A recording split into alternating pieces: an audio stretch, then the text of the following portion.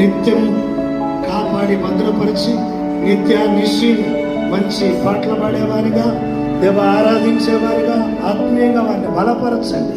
చదువులో మంచి జ్ఞానము, తెలివిని, వివేచన శక్తి బిడ్డగా దయచేయండి. దేవునికి స్తోత్రం.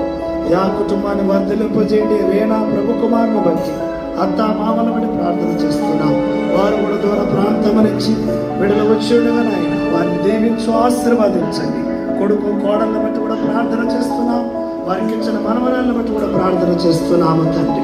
పరిశుద్ధుడానికి వందనాలు. నీ బిడ్డలు ఆశీర్వదించి దీవించండి. ఇక్కడ కూడి ఉన్న సంఘాన్ని బట్టి ప్రార్థన చేస్తున్నాము.